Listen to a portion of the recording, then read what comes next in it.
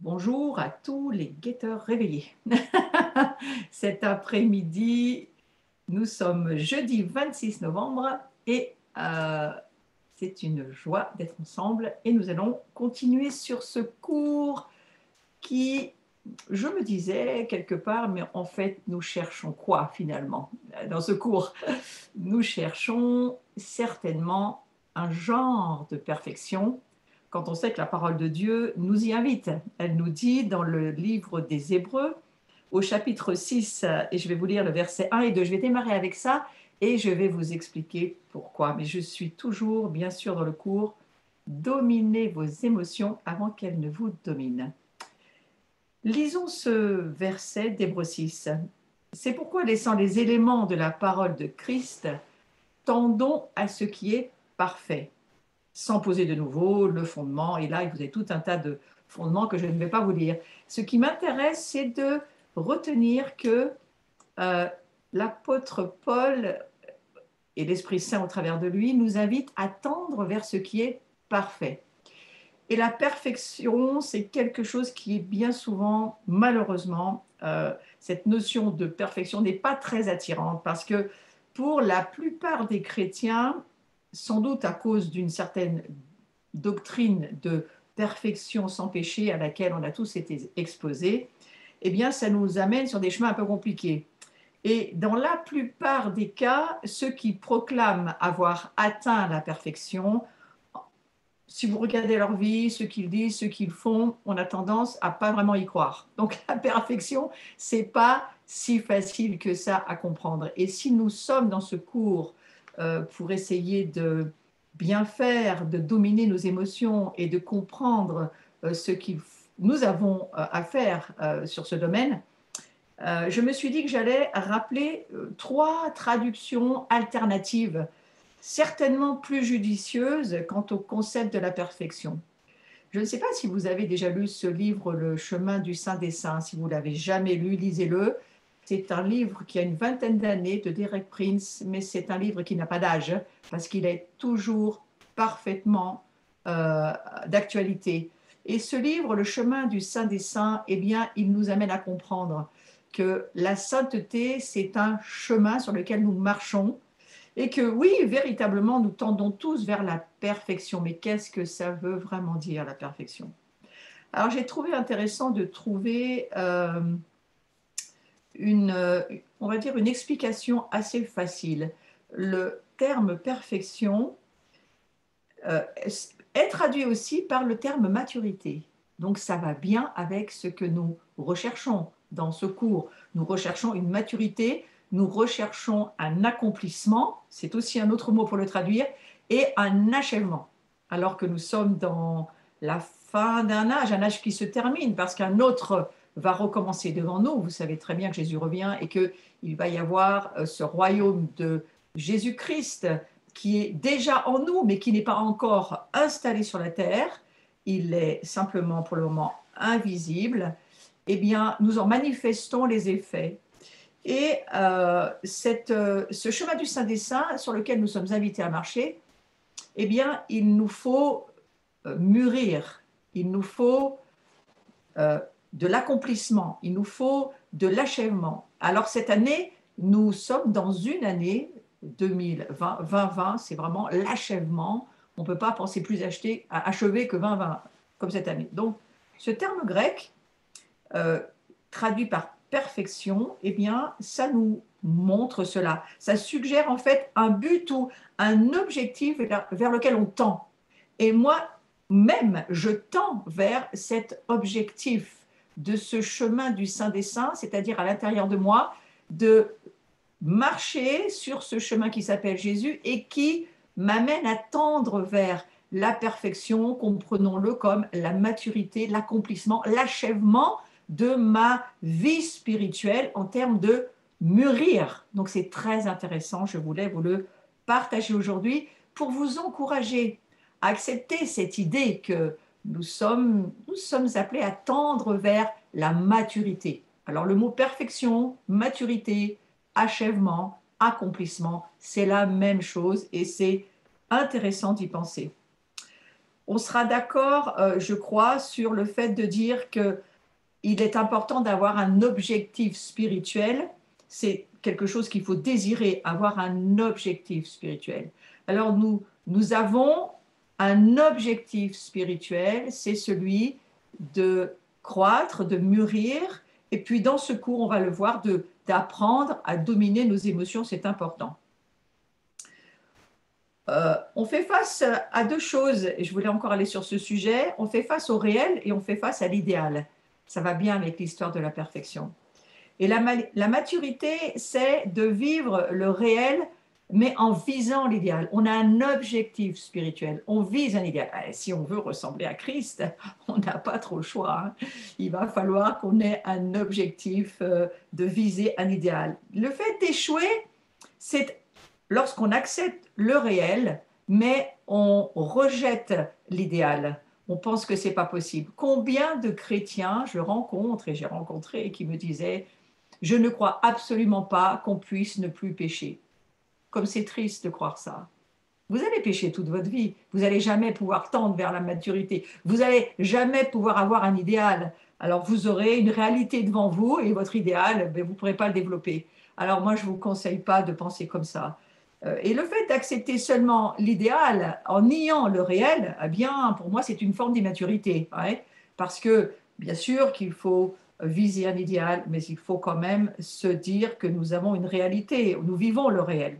Alors, mon conseil, en tous les cas celui que je me donne, c'est de ne pas critiquer la réalité parce que nous avons aperçu l'idéal. Voyez-vous, moi, j'aperçois l'idéal de ce que l'Esprit Saint me révèle de plus en plus chaque jour, mais je ne critique pas ma réalité que je trouve qui n'est pas, écoutez, on fait de son mieux, c'est ce que Jésus a dit à la femme qui est venue parfumer ses pieds, elle a fait de son mieux et il a trouvé que dans son réel, eh bien, c'était pas si mal que ça. Donc, mais ne rejetez pas l'idéal parce que vous êtes conscient de la réalité. Donc, ne rejetez pas le fait que, voilà, eh bien, nous n'y sommes pas encore, mais nous y parviendrons certainement.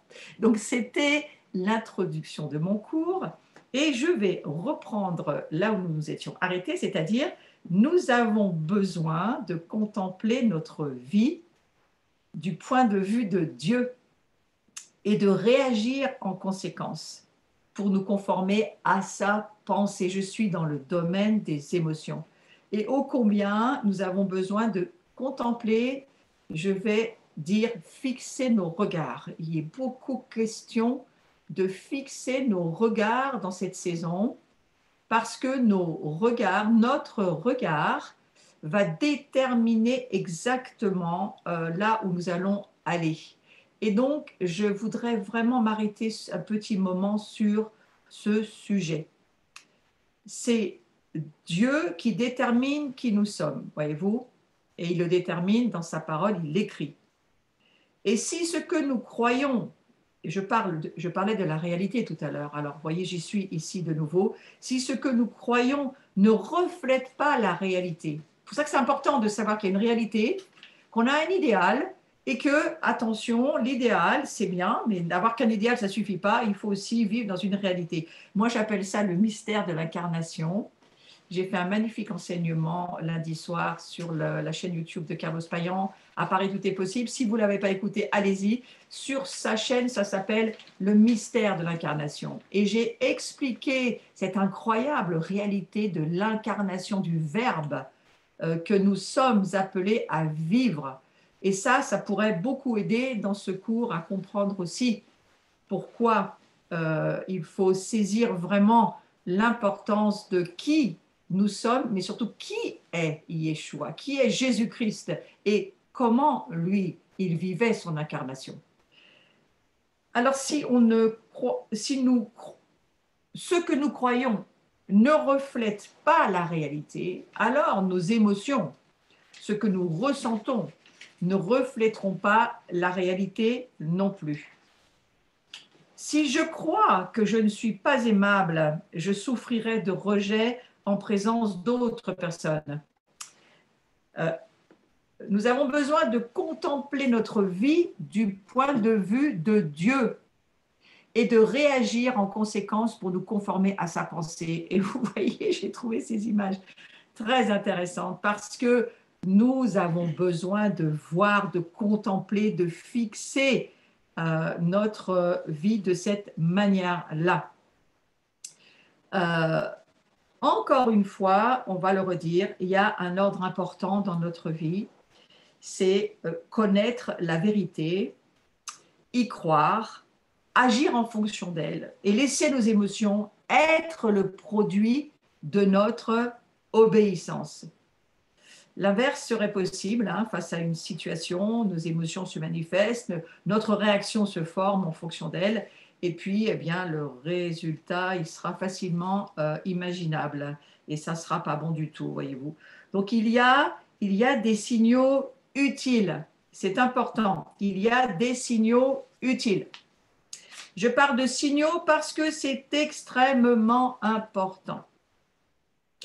Les émotions ne sont ni bonnes ni mauvaises, elles font partie de notre nature humaine. Alors je me suis presque amusée, voyez-vous, à mettre cette vignette en me disant, voilà, les émotions font partie de nous, c'est notre réalité, elles sont le moyen fourni par Dieu pour nous permettre de savoir ce qui se passe dans la profondeur de notre vie, de notre être intérieur.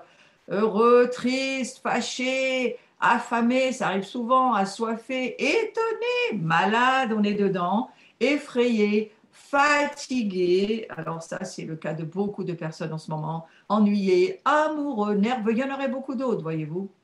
Alors ces signaux, ils sont extrêmement importants et on en a besoin, il faut vivre avec. Elles sont à notre âme ce que les sensations physiques sont à notre corps. Elles sont le moyen fourni par Dieu pour nous permettre de savoir. Il y a un savoir, il y a une connaissance importante que Dieu nous permet d'avoir au travers de nos émotions. Et c'est important de se le redire. Les émotions sont normales. Elles font partie de notre nature humaine. Nous sommes des êtres incarnés. Et vous savez, Jésus s'est incarné. Il s'est incarné, Dieu s'est incarné en Jésus-Christ, son Fils. Et Jésus a vécu beaucoup d'émotions. Il a pleuré, il a ri, il a certainement apprécié certaines choses. Il vivait exactement comme nous. Donc, si nous ne ressentions plus ni colère, ni tristesse, ni joie, eh bien notre âme serait véritablement en danger. Nous avons besoin de ressentir nos émotions, c'est extrêmement important. Les émotions, elles sont normales et elles sont utilisées par Dieu pour montrer le fonctionnement de notre âme. C'est notre baromètre, ça va nous montrer où est-ce qu'on en est. Mais nous devons, tout comme la douleur, apprendre à répondre aux indicateurs qu'elles nous fournissent. Donc, il va falloir répondre à ces indicateurs. Je disais dans le cours précédent que la colère, ou dans le premier cours sur les émotions, la colère n'est pas un péché jusqu'à ce qu'on se couche avec. Mais on peut se retrouver en colère, c'est une émotion possible, mais le Seigneur nous dit dans sa parole, ne te couche pas sur ta colère, parce que là, nous ouvrons alors un accès au diable. Donc les émotions sont parfois des portes qui s'ouvrent pour laisser entrer l'ennemi. Alors il faut en avoir bien conscience et faire très attention à ça.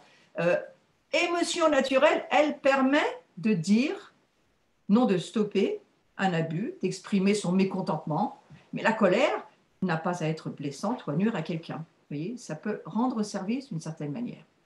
Je repense à Jésus lorsqu'il était entré dans le temple et qu'il va d'une colère sainte chasser les marchands du temple, les voleurs d'un temple, et il va les chasser, hein, il ne va pas le faire gentiment selon moi. Il n'est pas en train de pécher, il est juste en train de rectifier une situation, et la Bible parle bien de cette colère qui en fait partie.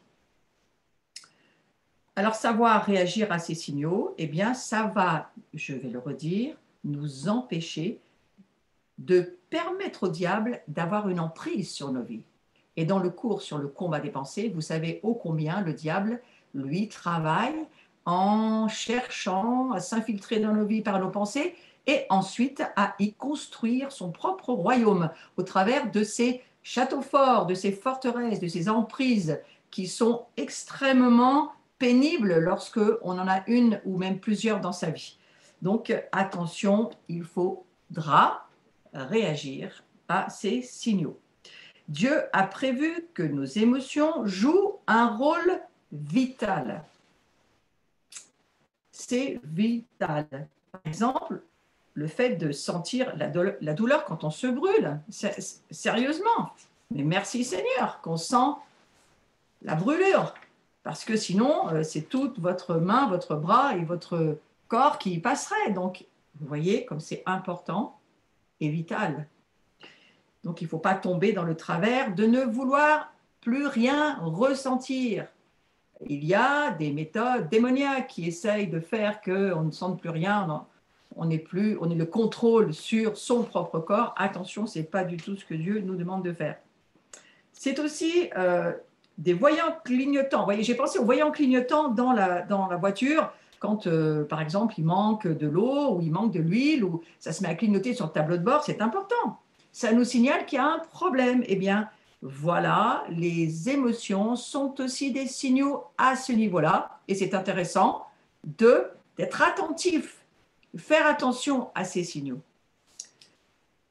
Alors, on a plusieurs façons de réagir. Hein. Je repense à cette histoire de tableau de bord. On peut recouvrir le voyant d'un scotch pour ne plus le voir parce que ça nous énerve et qu'on n'a pas envie d'aller s'en occuper. Hein. Et des fois, c'est ce qu'on fait dans notre vie. Et puis, eh bien, ça se dégrade. Donc, attention, ne laissez pas trop dégrader les choses. Hein. Ou alors, on détruit le volant en tapant dessus parce que ça nous énerve. Hein, et on détruit la chose et on se dit on ne la voit plus. Mais ça, ce n'est pas bon non plus. Attention. Et il vaut mieux rechercher la source du problème et le résoudre. On a les moyens de résoudre nos problèmes par l'Esprit Saint, par tout ce qui nous entoure et toute la médecine au service aussi de notre propre vie. Et nous en sommes très reconnaissants. Donc, il y a plusieurs façons de réagir avec nos émotions.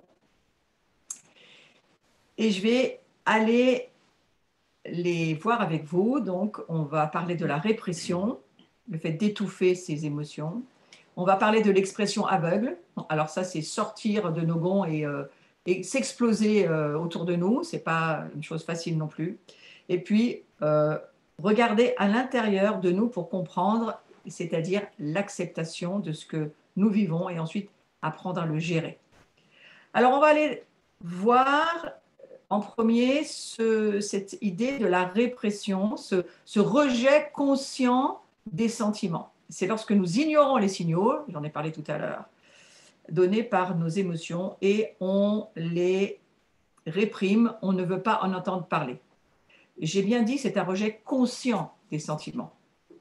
C'est le fait de consciemment ignorer les signaux que nous lancent nos émotions. Et il y a ces psaumes, je vous ai mis les références, qui en parlent. Je ne vais pas les lire, mais je vous laisse aller les consulter si besoin est. Et vous verrez que dans ces psaumes, eh bien, la répression des sentiments, ce n'est pas ça du tout, et que ça va amener vraiment des soucis à la personne à qui ça arrive. C'est pas une réaction saine à l'égard de nos émotions, alors qu'il va falloir que nous apprenions à avoir une saine réaction. Et le fait de la répression, eh bien, c'est mauvais pour notre relation avec Dieu aussi, parce que non seulement on va voir une relation se dégrader avec Dieu, mais aussi avec les autres. On pourrait aller jusqu'à dire que c'est une forme d'orgueil et une forme de rébellion si nous creusons dans le discernement.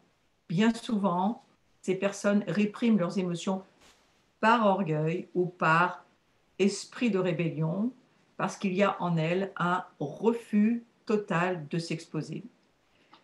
Et pourtant, il est important de nous ouvrir à Dieu tant que nous le pouvons, avant que de grandes eaux ne nous submergent.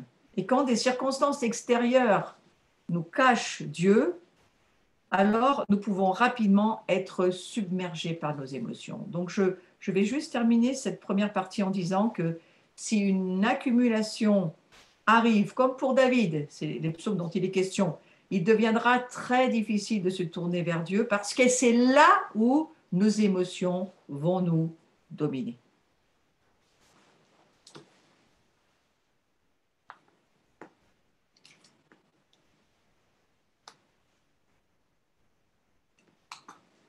L'accumulation de sentiments réprimés sur un trop long terme détruit peu à peu et totalement, pour finir, l'harmonie de notre relation avec Dieu et avec les autres. Et elle nous consume à petit feu. Et j'ai presque envie de vous dire que c'est un mauvais feu, cette répression de nos sentiments. C'est quelque chose qui va nous consumer, et les psaumes en parlent très bien. Ça va consumer notre être intérieur et ça va nous détruire et détruire toute forme relationnelle avec les autres. Notre relation avec Dieu, parce que, eh bien, il y aura un espèce de mur, pour pas dire une forteresse entre lui et nous. Et puis, relation avec les autres, eh bien, parce qu'on ne s'exposera plus. Donc, on n'aura plus de communication spirituelle vraie, en vérité. Et cette répression des sentiments, ce rejet conscient des sentiments, eh bien, va consumer notre vie. Donc, véritablement, si vous êtes dans ce cas de figure-là, eh bien, je vous propose de chercher Dieu, de prier Dieu et d'aller voir pourquoi, où est-ce que ça bloque, qu'est-ce qui fait que le Saint-Esprit vous aidera à voir et vous aidera à régler et à remettre d'aplomb d'abord sa relation avec vous, avec les autres, et puis ensuite, eh bien, ça vous libérera. Alors, vous savez, vous ne savez pas, nous pouvons avoir des esprits mauvais, impurs, comme en laissant une porte ouverte à la colère, en laissant une porte ouverte à la rébellion, en laissant une porte ouverte à un esprit de déception. Sachez que la déception, ce n'est pas seulement une idée théologique, hein. La déception, c'est un réel esprit de mort, et lorsqu'il vient habiter chez quelqu'un, il finit parfois même par prendre les personnes. On finit dans la dépression, on finit certains le suicident. Pourquoi? Eh bien parce que derrière cette mauvaise gestion des émotions, il peut y avoir un monde démoniaque qui vient nous habiter. Il faut le savoir, il faut en tenir compte et faire la guerre à tout ce monde s'il nous habite, et surtout faire la guerre dans nos pensées. Alors on revient au cours précédent, et en renouvelant nos pensées, en réorientant toute notre façon de voir les choses, ça c'est des cours sur le combat des pensées, vous allez pouvoir voir, alors que vos pensées vont être réalignées, remises à la pensée de Dieu, et vous allez commencer à vraiment pouvoir penser comme Dieu, vous allez voir que vos émotions, elles s'aligneront. Alors en deuxième partie, on va voir ce qu'on appelle l'expression aveugle. C'est lorsque quelqu'un s'exprime, mais alors il n'y a aucune retenue. C'est dire à tout le monde et n'importe qui, exactement, à n'importe qui, ce que nous ressentons et ce que nous pensons. Alors ça aussi, c'est une bombe à retardement, et parfois elle n'est même pas à retardement du tout, hein. C'est dire à tout le monde. Est-ce qu'on doit dire à tout le monde tout? Non, certainement pas. Et de quelle manière l'expression aveugle est-elle bonne et de quelle manière est-ce qu'elle est mauvaise? Alors je vais prendre un exemple, l'exemple de Pierre, que l'expression aveugle a mis dans l'embarras plus d'une fois, hein. Pierre, c'est un sanguin, l'apôtre Pierre dans l'Écriture, c'est un sanguin, et eh bien lui, il aurait tendance à pratiquer l'expression aveugle. Alors la Bible, elle nous enseigne. D'abord, il y a l'histoire avec Moïse et Élisée pour construire une tente. Souvenez-vous, au moment de la transfiguration, hein, il s'explose devant Jésus qui vient de vivre quelque chose d'extraordinaire. Et puis, il lui fait plein de propositions. Et là, il ne réfléchit pas. Et il commence à dérouler tout ce qu'il pense qu'il devrait dire à Jésus, que certainement Jésus a besoin de savoir. Donc ça, attention, ça fait souvent partie de nos vies. Une autre fois, lorsqu'il coupe l'oreille au centurion quand ils viennent dans le jardin de Gethsémanée pour arrêter Jésus, vous vous souvenez? J'appelle ça l'épée de la chair, c'est pas l'épée de l'esprit, hein. Il prend son épée et Jésus lui dira: rentre ton épée, Pierre. C'est une expression aveugle, c'est une façon d'agir sans réfléchir, et c'est vraiment pas la bonne chose à faire. Mais je suppose, moi j'ai de la compassion pour Pierre, hein. Moi je suppose que Pierre, il voulait vraiment défendre Jésus, et il n'était vraiment pas intéressé à ce que Jésus meure. Il n'avait pas du tout compris que Jésus devait mourir pour tous nos péchés, et Pierre n'avait pas compris. Pierre, il attendait que Jésus s'installe sur le trône du royaume des Juifs, et lui, il était sûr que c'était ce temps-là qu'elle arrivait. Donc, il n'était pas du tout dans la réalité, la vraie, incarnée que vivait Jésus. Et puis, il y a une autre fois, ça m'a intéressé d'aller le revoir. Il promet de suivre Jésus partout, Pierre, mais vraiment, il est plus que son défenseur. Il veut être son disciple engagé, et puis, vous connaissez l'histoire, il va le renier 3 fois. Donc, vous voyez que Pierre, c'est pas quelqu'un de si facile. Alors, il est devenu un magnifique conducteur de l'Église, de l'Ecclésia, c'est sûr. Il a démontré beaucoup de puissance de Dieu au travers de sa vie. Il est devenu un magnifique homme de Dieu, mais il a dû, lui aussi, marcher sur ce chemin de sainteté, apprendre, se laisser reprendre. Jésus d'ailleurs priera pour Pierre en disant Pierre, je prie que tu perdes pas la foi, parce que c'était quand même vraiment la chose qu'il ne souhaitait pas que Pierre perde. Jésus reniait 3 fois son maître alors qu'il a vécu tellement proche de lui. Ça a été très compliqué pour Pierre. Je suis sûre que Pierre était rempli d'émotions de toutes sortes et qu'il fallait apprendre à les gérer. Et Jésus l'a toujours aidé à le faire. Donc il va faire la même chose avec nous. Mais on peut se dire une chose, c'est que l'expression aveugle des émotions, alors parfois ça peut être sain parce que ça peut éviter de les réprimer et de les cacher, donc c'est pas le but, on l'a vu en première partie, mais c'est aussi malsain, voire destructeur pour ceux qui nous entourent si c'est pas la bonne chose à faire. Donc attention, attention. L'expression aveugle des émotions n'est pas à pratiquer non plus. Nous pourrions dire, je suis content d'avoir dit ce que je pensais, et parfois c'est ce que nous disent ces personnes qui sont sanguines et qui s'explosent très vite et qui, comme Pierre, ont un tempérament fort. Et, mais je suis tellement contente, ça y est, j'ai tout dit, maintenant je me sens mieux. Vous vous sentez peut-être mieux, mais je ne suis pas sûre que les autres autour se sentent mieux. Hein. Donc c'est ça auquel il faut faire attention. En même temps, si c'est pour avoir détruit des gens autour de vous, ça n'a pas gagné grand-chose. Regardez la compassion de Jésus, lorsque Pierre va trancher l'oreille du centurion, il va lui recoller directement. Un miracle incroyable, hein. Hop, il lui remet son oreille et il n'y a plus rien. C'est quand même formidable, ça veut dire que Jésus n'est pas intéressé à ce qu'on fasse mal aux autres. Alors, une expérience. On va lire ce verset qui va nous parler. Sachez-le, mes frères bien-aimés, là je vais vous lire Jacques, chapitre 1, et je suis au verset 19, et vous allez avoir la suite. Sachez-le, mes frères bien-aimés, ainsi que tout homme soit prompt à écouter, lent à parler, lent à se mettre en colère. Verset 20, car la colère de l'homme n'accomplit pas la justice de Dieu. C'est pourquoi, rejetant toute souillure et tout excès de malice, recevez avec douceur la parole qui a été plantée en vous et qui peut sauver vos âmes. Si vous vous mettez en colère, ne péchez point, car que le soleil ne se couche pas sur votre colère, on en a déjà parlé, mais ce qui m'intéresse, c'est de redire et de bien relire avec vous, ne donnez pas accès au diable. Donc les émotions peuvent être des portes qui deviendront notre propre destruction. Attention, réglez vos affaires d'émotions aveugles et réglez surtout la colère dans votre vie. La colère, on s'en repent, on demande pardon, on travaille sur soi. Si c'est un tempérament, c'est beaucoup plus difficile pour quelqu'un qui a un tempérament sanguin, colérique, que quelqu'un qui est très calme, évidemment. Et puis, moi, je vous conseille de chasser les démons de vos vies qui pourraient habiter chez vous, si c'était le cas. Vous êtes assez grand, vous pouvez le faire vous-même. Et nous chassons les démons, a dit Jésus, et nous les chasserons jusqu'à son retour. C'est ce que nous dit le Nouveau Testament. Nous n'avons pas besoin d'un prêtre ni d'un pasteur, nous sommes nous-mêmes déjà des prêtres. Donc, pratiquons notre prêtrise et notre sacerdoce, et avant de le faire pour les autres, commençons-le avec nous.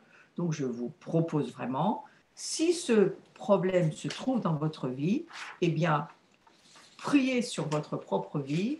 Vous avez les clés du royaume et vous avez l'autorité, Jésus vous l'a donné, Luc 10, 19, il suffit de lire l'Évangile pour savoir que Jésus nous a donné le pouvoir, et la puissance, le pouvoir, l'autorité et la puissance de chasser les démons. Il n'a pas dit de qui.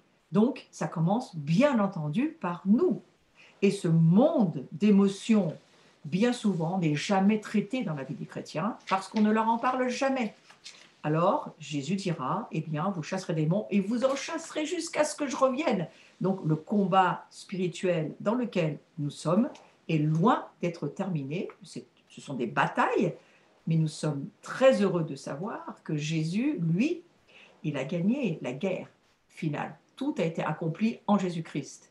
Maintenant, notre temps sur la terre pour les sacrificateurs que nous sommes, les veilleurs, les guetteurs que nous sommes, les adorateurs que nous sommes, les fils et les filles de Dieu, eh bien, notre travail, c'est de marcher sur ce chemin de la sainteté et de pratiquer la parole de Dieu. La proclamation de la parole de Dieu, la prière, l'intercession, mais pas seulement. Le fait aussi de chasser les démons de notre vie fait partie du ministère sacerdotal qui nous est confié. Donc, faites-le et vous serez beaucoup moins déçus. Parce que d'entendre des enseignements qui ne vous permettent aucune pratique, parfois c'est extrêmement décevant. Dans ma propre vie, je pratique l'autodélivrance depuis 40 ans et je n'arrêterai jamais jusqu'à ce que Dieu revienne. Alors, les sujets sont divers et variés. Nous avançons sur ce chemin de la perfection qui tend à la maturité. Évidemment, plus nous avançons dans la maturité, les combats diffèrent, ce ne sont pas les mêmes. Je ne vous dis pas qu'il n'y en a plus, je vous dis qu'ils sont différents. Nous avons des combats différents si nous sommes enfants, que si nous sommes adolescents, que si nous sommes pères et mères ou même grands-parents. Les combats sont très divers, mais il a toujours été question du combat de la foi dans la parole de Dieu. Et Paul est celui qui est le seul, dans Éphésiens 6, à dire qu'il y a une épée de l'esprit qui s'appelle la parole de Dieu. C'est le seul endroit où il en est question. Dans l'armure spirituelle du soldat, la seule arme offensive, eh bien, c'est la parole de Dieu. Et il la compare à une épée de l'esprit.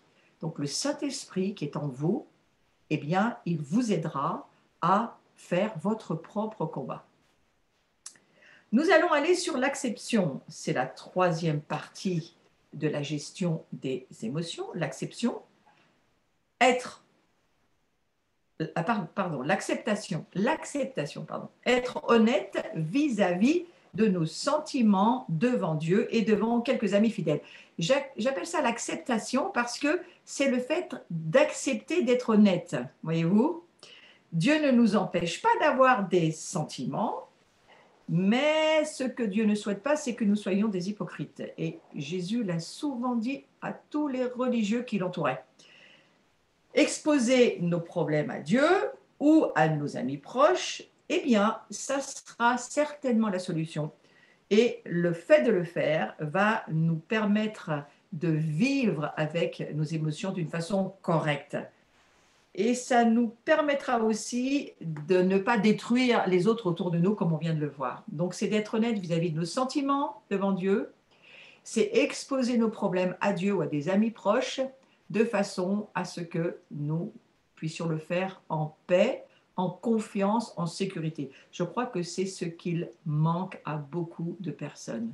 Aujourd'hui, alors que nous sommes confinés dans nos maisons, nous revenons dans nos maisons, nous avons des Zooms en ligne, mais beaucoup plus, pour certains en tous les cas, fermés. Là, je ne parle pas des YouTube ouverts au public, mais des Zooms fermés, où nous pouvons avoir aussi des rencontres comme nous avions l'occasion de le faire dans nos assemblées chrétiennes. Eh bien, je crois que c'est une bonne chose et il faut se trouver des amis, il faut se trouver des personnes de confiance avec lesquelles on va pouvoir partager notre vie. C'est indispensable. Et je le prie pour chacun d'entre vous qui êtes branchés aujourd'hui, que vous puissiez trouver des amis et que vous puissiez, avec vos amis et Dieu, pouvoir dire les choses. Cette acceptation de la situation, de nos vies, de là où on en est. Mais vraiment, ne vous confiez pas à n'importe qui. C'est un conseil que je vous donne. Ne racontez pas à n'importe qui ce que vous vivez. Ça, c'est pas la chose à faire. La confession de nos péchés, de notre vie intérieure, selon moi, ça ne se fait pas en grand public. mais ça se fait en sécurité. Donc c'est bon de partager nos émotions et l'honnêteté est toujours la meilleure solution.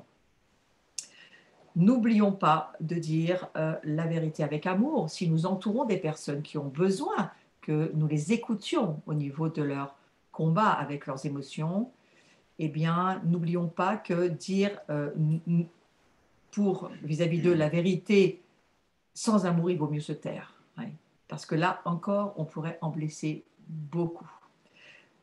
Nous sommes des veilleurs, nous sommes dans un cours qui nous formons pour être des veilleurs, des guetteurs, pour, je crois, les émotions, c'est tout un sujet pour les guetteurs, parce que nous avons aussi responsabilité de veiller sur nous, bien entendu, mais sur les autres. Et alors que nous allons veiller sur les autres, eh bien, il nous faut pouvoir les aider de la bonne manière, de leur faire du bien. Et dire la vérité, c'est toujours très compliqué. Lorsqu'il n'y a pas d'amour, c'est juste terriblement blessant. Ça devient une épée de la chair, ce n'est pas une épée de l'esprit. Et ça tue plus que ça édifie les personnes. Donc, je nous conseille d'y faire attention. Dieu n'est pas choqué parce que nous pourrions ressentir. Moi, j'ai moi-même des groupes autour de moi, des amis, des gens avec qui je peux parler. Dieu n'est jamais choqué par ce qu'il peut entendre. Trouvez des personnes qui ne seront pas choquées parce que vous pourriez peut-être leur dire, ne soyez pas choqués si vous entendez des personnes qui vous demandent confiance et qui vous partagent ce qu'elles vivent avec des émotions parfois extrêmement fortes, extrêmement troublantes pour certains. Oui.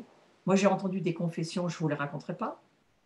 Je dis juste que j'ai dû demander au Seigneur de me donner la capacité d'écouter sans que mes émotions prennent le dessus chez moi, voyez-vous.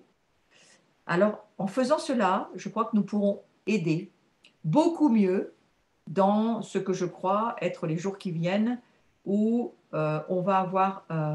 alors, j'ai entendu dire qu'il y avait depuis 2 mois en France, le nombre des gens qui vont chez les psychiatres a doublé, tellement que les gens sont mal, tellement ils sont angoissés, tellement ils ne peuvent plus tenir leurs émotions. Eh bien, voyez-vous, je pense que ce cours devra nous aider pour qu'on puisse les aider. Et lorsqu'ils viendront à Dieu et que nous pourrons les aider pour leur vie, si nous avons quelques petits moyens de ce style, comme aujourd'hui, quelques petites solutions à leur proposer, mais nous aussi d'être d'une meilleure manière vis-à-vis d'eux pour les aider, ça sera beaucoup mieux, n'est-ce pas? Alors préparons-nous à cela, parce que je crois qu'il va y avoir, dans les temps qui viendront, besoin d'être prêt à aider pour un grand nombre qui vont en avoir énormément besoin.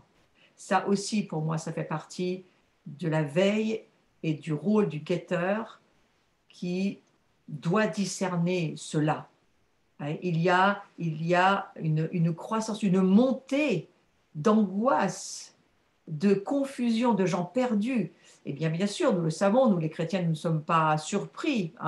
Ce qui est pur le sera encore plus, et ce qui est impur le sera encore plus. Ce qui est saint le sera encore plus, et ce qui est inique, ce qui est sans loi, ce qui est sombre le sera encore plus. Donc l'écart va s'agrandir entre nous. Mais ce que je prie, c'est que nous puissions tendre des mains et être ce pont, comme cette croix, qui permettra à tous ceux qui sont perdus de retrouver une direction et un salut.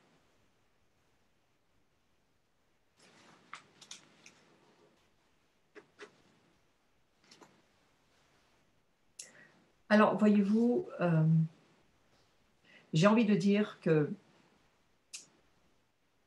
il y a des prières qui peuvent paraître mauvaises lorsque nous sommes ensemble avec des personnes de confiance et que nous prions. Il y a des prières qu'on pourrait peut-être parfois trouver... enfin, on ne l'aura pas fait comme ça, non. Mais l'important, ce n'est pas la façon dont la prière est faite. L'important, c'est l'honnêteté du cœur. L'honnêteté, un cœur vrai devant Dieu, un cœur vrai devant ceux à qui ce cœur fait confiance pour demander de l'aide, par exemple, sur le domaine des émotions. Alors, nous pouvons être dans un piteux état, et c'est le cas de certaines personnes aujourd'hui, pas forcément sur ce cours, mais peut-être qu'ils l'entendront sur YouTube. Et on peut être en piteux état en s'approchant de Dieu. Il ne s'agit pas de lui dire merci Seigneur pour cette belle journée qui vient de s'écouler, vous savez, ces vernis religieux dont on n'en peut plus. Mais ce n'est pas ça que Dieu attend. Dans cette saison, Dieu, il attend qu'on déverse nos cœurs en vérité. Et il attend, je crois, des endroits, des lieux, des personnes, puisque nous sommes le temple, hein, des personnes qui auront cette capacité d'accueillir ces personnes avec leurs prières, en vérité, qui ne seront peut-être pas les prières qu'on a l'habitude d'entendre, mais qui seront des prières de gens avec des émotions brisées, des gens cassés, des gens abusés, des gens détruits, qui sont partis dans tous les sens, sur les mauvais chemins. Et nous, on n'est pas du tout là pour les juger, on est là pour les écouter et pour les aider. Et je crois que c'est ce que Dieu cherche. Dans ce cours des veilleurs, je l'ai aussi ouvert parce que j'ai saisi qu'il était important dans le cœur de Dieu et qu'il recherchait des personnes qui seraient pour lui son terrain d'atterrissage, voyez-vous, un peu comme les avions qui cherchent un aéroport pour atterrir, et que l'Esprit Saint cherche des lieux dans lesquels il pourrait venir se poser et faire le ministère de l'Esprit Saint. Pas notre façon charnelle de voir les choses où peut-être on se croit spirituel et ce n'est pas toujours le cas. Mais ce que Dieu recherche, je crois, c'est des lieux où les plus blessés, les plus délaissés, les plus abandonnés pourront parler et se confier à Dieu d'abord et ensuite peut-être à vous. Donc voilà pourquoi je crois qu'il est important de réfléchir sur les émotions. En fait, nous répondons aux émotions par des émotions.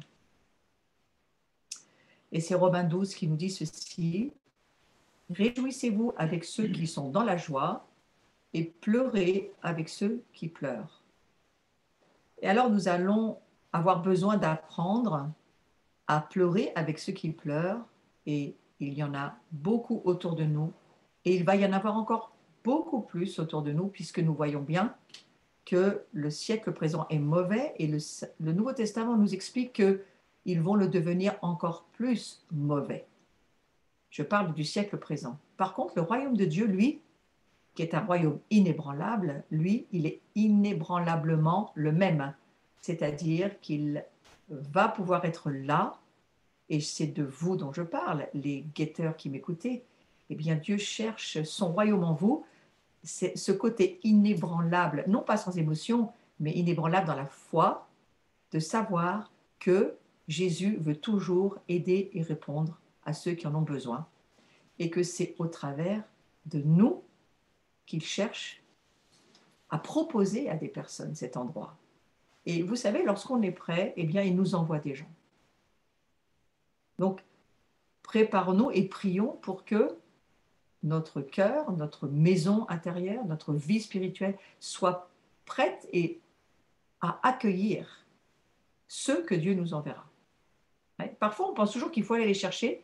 Moi, je crois que lorsqu'on est prêt, Dieu nous envoie des gens.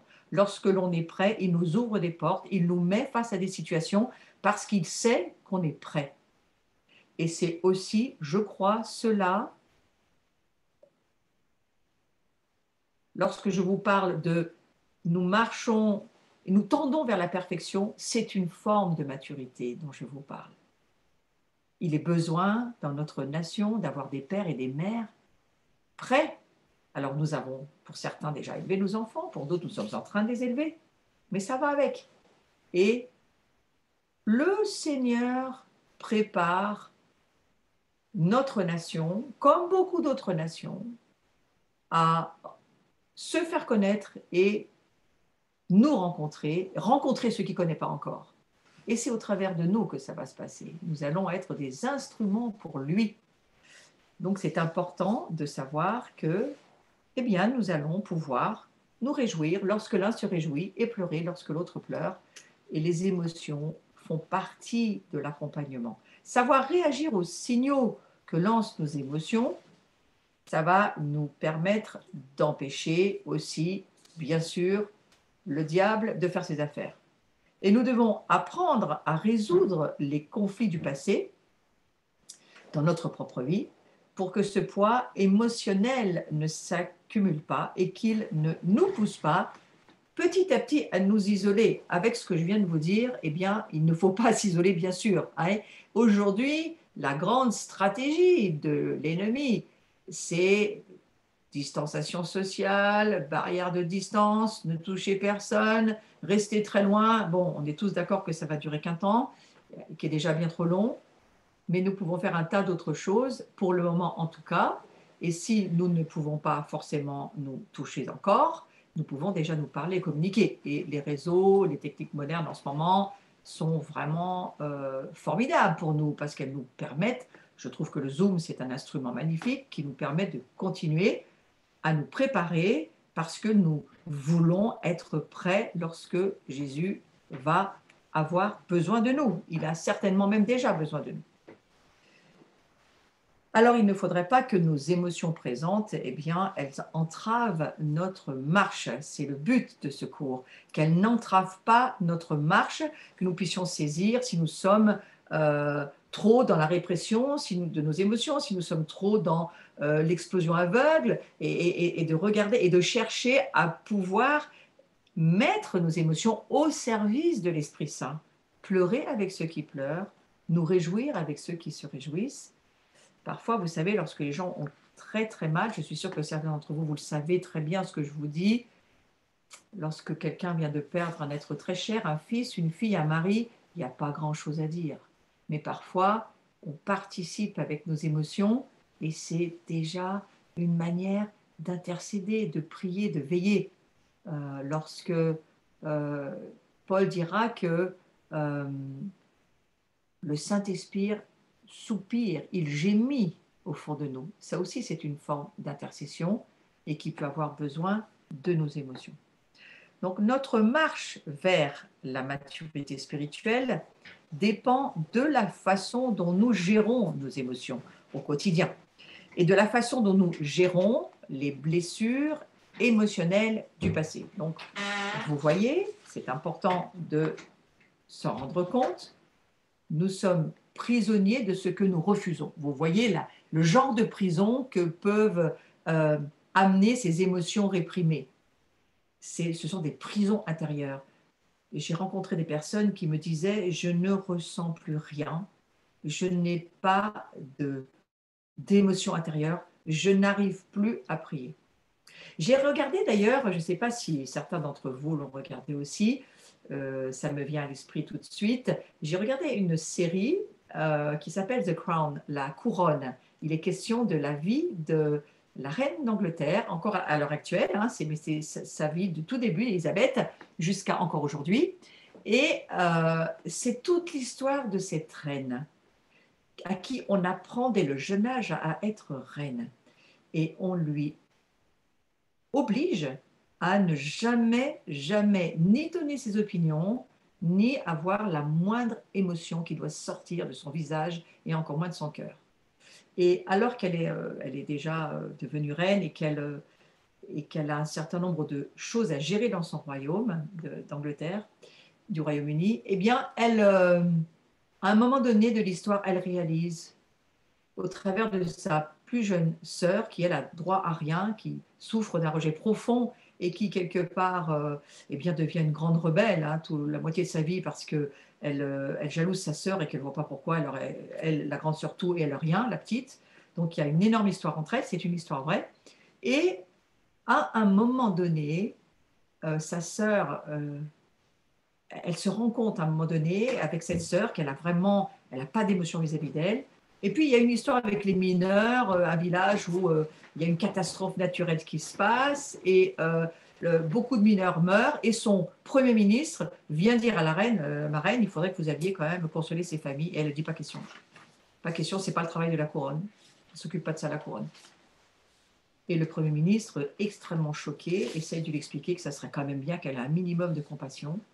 Et c'est ce Premier ministre-là, dont je ne me souviens pas du tout le nom, qui lui dit à un moment donné, il lui fait comprendre que ça pourrait quand même aider ces familles qui ont tout perdu, leurs enfants, leur famille.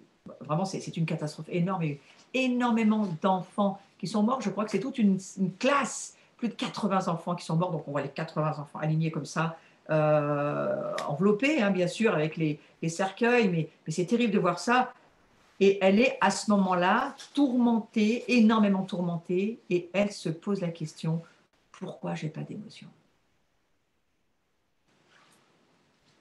Et on voit dans la série qu'elle se rend compte qu'elle a un gros problème. Et elle se rend compte elle-même. Et finalement, elle va faire semblant. Alors elle ira et elle fera semblant de prendre son mouchoir et de s'essuyer la larme. Et parce qu'elle comprend que c'est important, qu'on voit qu'elle a un peu de compassion. Et puis plus tard dans la série, à un moment donné, les émotions reviennent et elle pleure. Et ça m'a beaucoup parlé parce que comme on fait ce cours sur les émotions, je me suis dit, eh bien, oui, nous avons tous besoin certainement de réapprendre à pleurer, de réapprendre à être attentifs à nos émotions, à faire que nos émotions puissent accompagner ceux qui en ont besoin. C'est une intercession, c'est une manière de prier. Et je trouvais intéressant de vous le partager aujourd'hui. Donc, il y a certaines blessures qui ont creusé des sillons émotionnels profonds. Je parle là du poids émotionnel de notre passé qui a besoin d'être libéré, comme cette reine d'Angleterre, et qui peut-être encore aujourd'hui continue à nous tenir, voyez-vous, et qui a à produire des réactions émotionnelles déterminées et sur des sujets abordés qui pourraient encore nous faire énormément souffrir. Donc l'ensemble de notre vie passée, tout notre arrière-plan personnel, euh, ont programmé des émotions à réagir d'une certaine manière, exactement comme je viens de l'expliquer avec Élisabeth, reine d'Angleterre. Les cicatrices émotionnelles demeurent et en tant qu'adulte, on ne peut pas être neutre, on ne peut pas être neutre sur aucun sujet. Tous les événements, bons ou mauvais, que nous avons vécus ont façonné nos réactions. Donc les cicatrices émotionnelles du passé demeurent, tant qu'elles ne sont pas traitées, elles demeurent. Et ce que nous vivons aujourd'hui, c'est-à-dire l'événement primaire qui va faire que ce qu'on appelle l'événement primaire, c'est lorsqu'il y a une émotion très forte qui va monter en nous, qui peut amener la colère, qui peut amener carrément la répression, ou comme cette reine a dit, mais non, pas de question, moi je n'y vais pas. Peut-être il y a des endroits où on ne peut pas aller parce que nos émotions sont bloquées, figées, elles sont paralysées par notre histoire passée. Eh bien, il faut en tenir compte. Et ces fameuses émotions primaires, on ne peut pas vraiment les retenir, on ne peut pas les gérer. Donc, il faut simplement apprendre à y faire attention, à changer notre manière de penser et faire comme cette reine, en prendre conscience et ensuite prier et avancer avec l'Esprit Saint qui va nous aider à ce que nous puissions guérir et si besoin même est, être délivré, c'est possible aussi. Donc les émotions primaires, elles peuvent être cachées, c'est ce qu'on appelle la répression, jusqu'à ce que quelque chose... Alors oui, on peut réprimer toute notre vie, contrôler, on appellerait ça comme ça, contrôler les émotions primaires. Mais il faut savoir qu'à un moment donné, il y a quelque chose qui va amener une réaction, et il y a une réaction première qui va se lever face à ce que vous vivez dans le présent et qui va déclencher cette réaction, cette émotion qui était cachée mais qui n'était pas guérie. Et on ne pourra pas toujours fuir toute notre vie parce que les situations qui arrivent dans les jours qui viennent, et moi je ne suis pas un prophète de malheur, je vous dis juste que les gens que nous allons avoir à aider, la vie que nous allons avoir à traverser ne va pas être plus facile, mais beaucoup plus difficile dans les jours qui s'annoncent. La fin de cet âge s'annonce comme étant tant de tribulations, tant de crises, tant de conflits, nous y sommes. Nous ne sommes pas étonnés, la parole de Dieu l'a toujours dit et annoncé. Nous ne sommes pas surpris, mais nous devons nous préparer à traverser ces temps dans lesquels nous sommes et nous traversons cette Pâque depuis cette crise, cette épidémie, tous ensemble au niveau mondial, et puis on a toutes nos crises à nous aussi en plus par-dessus tout cela, et donc je vous mets en garde en disant travaillez à ce que vos émotions guérissent et travaillez à ce que vos pensées soient de plus en plus conformes à la parole de Dieu, à la pensée de Dieu, parce que ça vous permettra de mûrir et de croître, comme nous le demande l'Écriture. Beaucoup de ces émotions primaires couvent en nous. Ça, c'est un médecin dont j'ai lu les écrits qui dit ceci: beaucoup de ces émotions primaires couvent en nous et ont très peu d'effet. Le passé continuera à dominer notre vie si notre capacité à en résoudre les conflits continue à décroître. Il ne faut pas s'isoler, nous devons apprendre à résoudre les conflits du passé, sinon le poids du passé continuera à s'accumuler et à nous dominer. Alors, nous allons aller sur le fait de, pour vivre, nous devons transformer ces émotions primaires négatives en émotions secondaires supportables. Et moi, ça m'a beaucoup aidé dans ma propre vie à réfléchir à mes propres réactions concernant un certain nombre de choses dans ma vie. Nous devons transformer ces émotions primaires, des émotions qui ne sont pas, alors les émotions primaires négatives, bien entendu, qui ne sont pas gérables. Elles sont là, elles sont au fond de nous. Eh bien, il faut leur permettre de se transformer en émotions secondaires supportables. Et pour cela, je venais de vous l'expliquer, mais je vais vous le redire d'une autre manière. Eh bien, il faut changer toute notre façon de penser, de façon à ce que nous puissions utiliser les pensées de Dieu, c'est-à-dire la parole de Dieu, pour pouvoir gérer ces émotions et ne pas les laisser s'exploser ou alors être réprimées, parce que ce qu'on réprime, c'est toujours parce qu'elles sont négatives et qu'on ne veut pas en entendre parler et que c'est quelque chose qui nous gêne dans notre vie, ou bien on les explose au mur et sur tout le monde parce qu'on ne peut pas vivre avec, mais vous comprenez bien que ces émotions-là, ce qu'on appelle des émotions primaires, il faut s'en occuper. Donc nous devons réfléchir, et c'est là où se situe le combat des pensées, nous devons réfléchir en fonction de la vérité de la parole de Dieu, et laisser cette vérité, la parole de Dieu, l'emporter, afin de ne pas laisser les émotions primaires nous dominer. Voyez, vous pouvez avoir vécu un abus dans votre vie, vous pouvez avoir vécu un abus physique, moral, mais un abus qui va faire que vous ne pouvez plus faire confiance à personne. Et en plus, l'abuseur s'appelait Marcel. Et toute votre vie, si cet abus a duré longtemps, le mot Marcel est en plus lié à l'abus et vous avez une émotion qui va monter au moment où vous allez entendre ce nom Marcel, toute votre vie, jusqu'à ce que vous remettiez les choses sur la table. Tous les Marcel ne sont pas des abuseurs. La parole de Dieu nous libère de l'abus. Il faut faire ce travail de renouvellement des pensées et de prendre ce temps d'écouter la vérité. Et je vais terminer avec, juste pour expliquer cette chose, avec une histoire qui s'est passée dans ma communauté, dans ma petite communauté de l'Abri. Nous sommes une église, voilà, nous vivons ensemble dans la foi. Nous n'avons pas une communauté de vie, mais une communauté de foi. Donc nous partageons notre foi et nous vivons l'évangile le mieux que nous pouvons. Et beaucoup des personnes qui faisaient partie de la communauté, je parle de il y a une quinzaine d'années, des personnes arrivaient avec des besoins et des émotions en miettes, des vies cassées, brisées, et une incapacité à arriver à gérer toutes ces émotions. Et puis, j'ai lu un livre qui s'appelle, alors il faut que je me souvienne du nom parce que je n'ai pas pris ça dans mes notes, mais c'est un livre qui parlait de l'histoire de l'abus d'une femme qui a écrit son histoire, qui a été abusée, mensonge enfoui, voilà. C'est ça le titre du livre. Mensonge enfoui de Marty Delmon. Elle existe toujours. Elle a un ministère excellent et elle se promène dans les nations. Moi, je l'ai reçue aussi dans ma propre assemblée, mais j'ai utilisé son livre pour apprendre aux personnes qui avaient des besoins et qui n'arrivaient pas à guérir de leurs émotions, surtout sur la question du viol et de l'abus, eh bien, nous sommes arrivés à des merveilles.